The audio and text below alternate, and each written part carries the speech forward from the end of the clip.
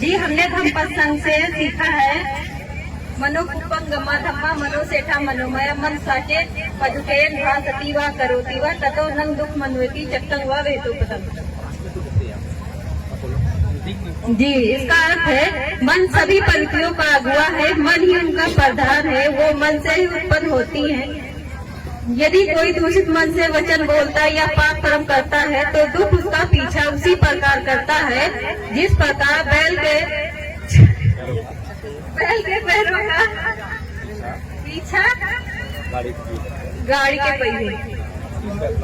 तीसरा जी अकोची मंग अवधि मंग अजीनी मंग अहासी में ये चातन रहती वेरन तेसन न सम्मति। उसने मुझे डांटा, उसने मुझे मारा, उसने मुझे जीत लिया, उसने मेरा सब कुछ लूट लिया। जो ऐसा मन में बनाए रखते उनका वेर कभी शांत नहीं होता। ना ही वेरेन वेरानी सम्मति कुदाचनक अवेरेन च सम्मति एस धम्मो सनंतनो। इस संसार में वेर से वेर कभी शांत नहीं होते, अवेर से ही वेर शांत होते। यही संसार का सनातन नियम है। ओकाश मंदामी भंते द्वातेन मया कत्तक सबंग अपराधन खमतु में भंते। मुझे अवकाश दीजिए भंते, 3 द्वार मन वचन कर्म से मेरे द्वारा जो अपराध हुए होंगे उन सबको क्षमा कीजिए भंते। नमो तस् भगवतो अरहतो सम्मा संबुद्धस्स। मैं उन संबुद्ध को नमन करती हूँ जिन्होंने अपनी समस्त इंद्रियों पर पूर्णतया नियंत्रण स्थापित कर अपने चित्त कलेशों का अंत कर दिया और काम क्रोध लोभ मोह द्वेष ईर्ष्या राग इत्यादि को अपने चित्त से निकाल बाहर कर अपने चित्त को परिशुद्ध किया। सब वापस अगणन कुशलस उपसंपदा सचित परियोदपनं एतं बुधानु शासनं। सब पाप कर्मों का न करना, कुशल कर्मों का संचय करना यही बौद्धों की शिक्षा है। अपने चित्त को परिशुद्ध करना यही बौद्धों की शिक्षा है। सभ्य सत्ता सुखी होंतु सभ्य होंतु जखेमिनो सभ्य भद्रानी पसंतु माँ किंचित दुख माँ गमा। इस संसार के सभी प्राणी सुखी हो। यदि किसी को कोई दुख हो तो उसे अपने दुख दूर करने के लिए एक सम्यक मार्ग प्राप्त हो, एक सम्यक मार्ग प्राप्त हो, एक सम्यक मार्ग प्राप्त हो। बताइए जी काफी बदलाव आया है। किसी के प्रति हमारे मन में ईर्ष्या द्वेष नहीं रहता है और अपने गृहस्थी में बहुत ही खुश रहते हैं।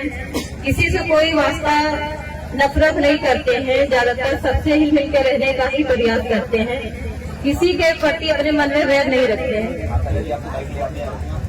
जी ले जाते हैं जी, पहले नहीं ले जाते थे, पहले गुस्सा थे हमारे मायके वाले से, लेकिन अब ले जाते हैं, साथ में रहते भी हैं, जाते हैं आते हैं। जी पहले बहुत गुस्सा रहते थे, फोन से बात भी नहीं करने देते थे, लेकिन अब काफी बदलाव आया है हमारी जिंदगी में। ताली बजा दीजिए इनके लिए। जो आचार्य जी ये बताइए कि आप जो पहले आदरणीय आचार्य आरती जी को उनके मायके लेकर क्यों जाते थे?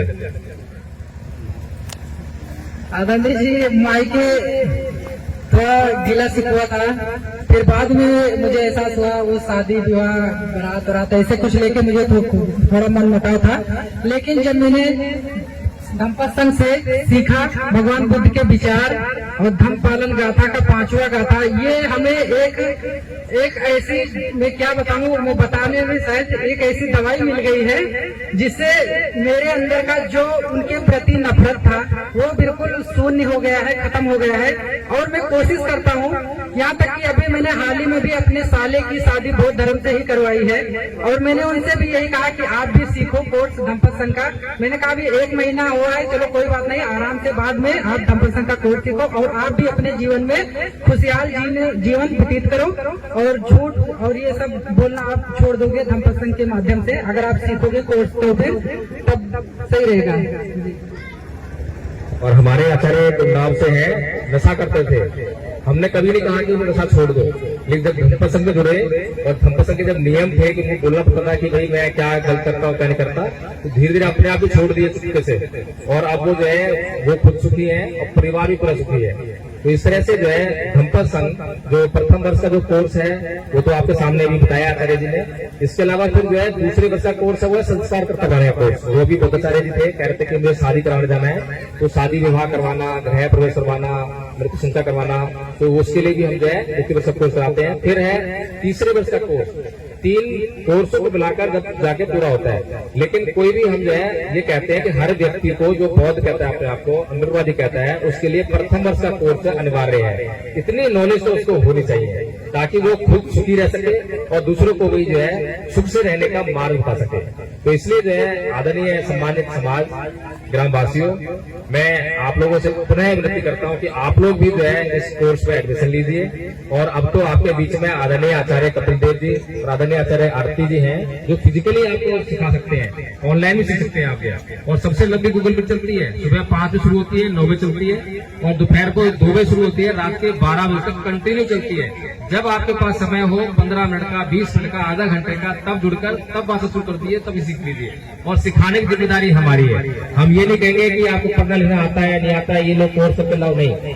हमारी जिम्मेदारी है, हम आपको सिखाएंगे कैसे याद करवाना है, कैसे क्या करना है, वो सारी जिम्मेदारी हमारी।